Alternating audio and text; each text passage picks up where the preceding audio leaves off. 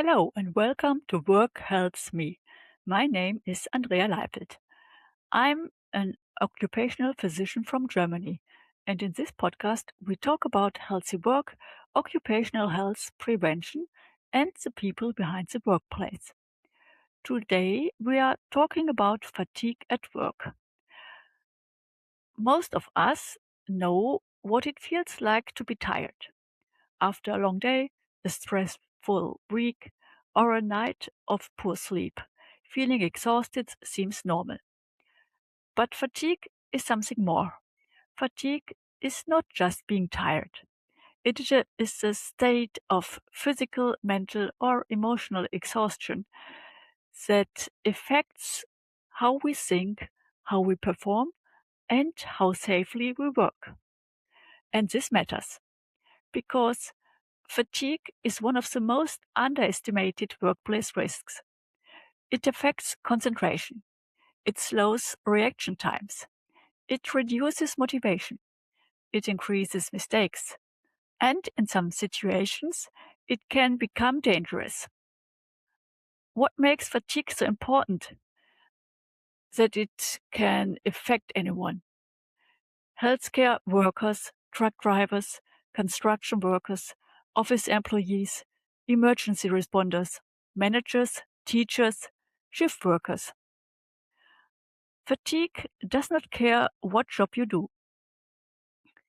In today's episode, we will talk about what fatigue really is, what causes it, how it affects health and safety, and what both employers and employees can do to reduce its impact. Let's begin. Fatigue is often described as exhaustion, but it is more than that. It is a reduced ability of function. People experiencing fatigue may find it harder to focus. They may forget things more easily. Their reactions may become slower. They may feel emotionally drained. They may become irritable or less motivated. Unlike normal tiredness, fatigue is not always fixed by taking a short break or drinking coffee. Sometimes it stays. Sometimes it builds over time. In occupational medicine, we often distinguish between acute fatigue and chronic fatigue. Acute fatigue happens after temporary strain, maybe a poor night of sleep, a busy shift, or an unusually demanding day. Usually, recovery helps. Chronic fatigue is different. It develops when the body and mind do not get enough recovery over a long period of time. And this is where it becomes a serious issue. Because the body is not designed for continuous performance without recovery. Our body follows a natural rhythm. This biological rhythm, also called the circadian rhythm, helps regulate when we are awake and when we sleep. It influences hormone release, body temperature, alertness, digestion, and recovery. It is part of our natural system. When we work against this rhythm, especially with night shifts or rotating shifts, the body has to fight its own biology. This makes fatigue much more likely. And over time, this can affect not only performance, but also health. So, what causes fatigue? In most cases, there is not just one reason. Fatigue is often the result of several factors working together. The most obvious one is lack of sleep. Sleep is essential. Most adults need around 7 to 9 hours of sleep per night. But modern life often interrupts this. Late night screen time, stress, shift work, family responsibilities, noise, poor sleep habits.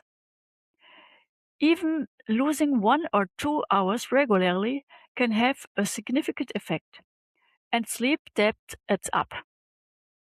Many people think they can catch up on sleep later, but the body remembers. Another major cause is long working hours. The longer we work, the harder it becomes to maintain attention. This is especially important in jobs that require constant focus. Driving, operating machinery, monitoring patients, making decisions. Research shows that error rates increase when working hours become excessive. And yet, in many workplaces, overtime is still seen as commitment. But there is a difference between commitment and exhaustion. Fatigue is also strongly linked to mental workload. And this is important because fatigue is often associated with physical jobs. But office work can be exhausting too. Long meetings, constant emails, digital overload, deadlines, multitasking, interruptions. This creates mental fatigue. And mental fatigue can be just as serious as physical exhaustion. It may be less visible, but it is real. In fact, many office workers finish the day feeling completely drained, even though they have not moved much physically. That is because the brain has been working constantly. Physical demands also matter. Heavy lifting, standing for long periods, repetitive tasks, extreme temperatures. These all place stress on the body. And when physical stress combines with poor recovery, fatigue increases. Heat is another important factor. In hot working environments, the body has to work harder to cool itself. This uses energy. It can reduce concentration. It can increase dehydration. And it can accelerate fatigue. This is one reason why fatigue often becomes worse during summer. Stress is another major contributor. Deadlines, conflict, responsibility, staff shortages, uncertainty. Stress keeps the nervous system activated. And when stress becomes chronic, recovery becomes more difficult. This creates a cycle, and fatigue often works exactly like that, a cycle. People are tired. Because they are tired, they perform less effectively. This creates stress. Stress affects sleep. Poor sleep increases fatigue, and the cycle continues. Breaking the cycle is one of the biggest challenges in occupational health. One of the most underestimated effects of fatigue is decision making.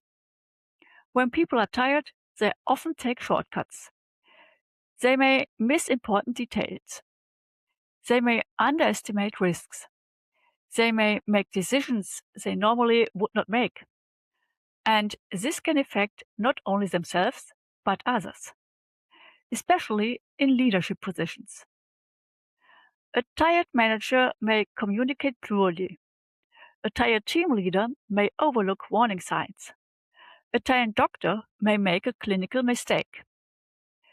Fatigue changes judgment, and that makes it a safety issue. So, what are the warning signs? There are many: difficulty concentrating, frequent mistakes, forgetfulness, slower reactions, reduced productivity, lack of motivation, irritability, feeling exhausted even after rest. In several cases, fatigue can lead to microsleep. Microsleep means falling asleep for a few seconds without even noticing. And in certain situations, that can be catastrophic. Imagine a truck driver, a nurse, a machine operator. Just a few seconds can change everything. This is why fatigue is not just a personal problem. It is a workplace safety issue. Let's think about some examples. A nurse may accidentally give the wrong medication. A truck driver may fail to react in time. A construction worker may lose focus while working at height. An emergency responder may overlook critical details. An office employee may make costly planning mistakes. A manager may make poor strategic decisions. Fatigue increases the risk of near misses, workplace accidents, quality problems, and absenteeism. And this is why fatigue management is becoming an important topic in occupational safety. But fatigue is not only an individual responsibility. Organizations also play a major role. Employers can reduce fatigue by creating healthier systems. That means realistic workloads, adequate staffing, enough breaks, healthy shift planning, limiting excessive overtime, promoting recovery. And leaders are especially important because leadership shapes culture, and culture shapes behavior. In some workplaces, exhaustion is almost treated like success. People are praised for working late, skipping breaks, always being available, pushing through. But this culture is dangerous. Performance without recovery is not strange. It is risk. Healthy leadership means setting an example, taking breaks, respecting boundaries, supporting recovery, creating realistic expectations. Because employees often copy what leaders do. And when leaders ignore their own limits, teams often do the same. So, what can employees do? Not everything is under personal control, but there are important strategies. Sleep should be protected. Try to keep a regular sleep rhythm whenever possible. Reduce screen time before bed. Create routines that support recovery. Stay physically active. Movement helps reduce stress and improves sleep quality. Take breaks during the day. Real breaks. Not just checking your phone. Drink enough water, especially in warm environments. Eat regularly. And listen to your body. Recovery is not always about sleep. Recovery can be physical. Recovery can be mental. Recovery can be social. Sometimes recovery means going for a walk, spending time in nature, talking to a friend, doing something enjoyable, stepping away, breathing, disconnecting. Recovery is not a reward after work. Recovery is a part of work. And maybe this is the most important message of today's episode. Fatigue is not weakness. It is a signal that the body and mind need recovery. In healthy workplaces, we do not ignore these signals. We listen to them because sustainable performance is not about doing more and more. It is about knowing when to stop, recover, and continue safely. Being tired from time to time is normal. Living in a constant state of exhaustion is not. Healthy work needs effort, but it also needs rest, balance, recovery, and awareness. Thank you for listening to Work Health Me. If you enjoyed this episode, please follow the podcast and share it with colleagues who might benefit from it. Until next time, stay healthy, stay safe, and remember, healthy work means a better life. Bye for now.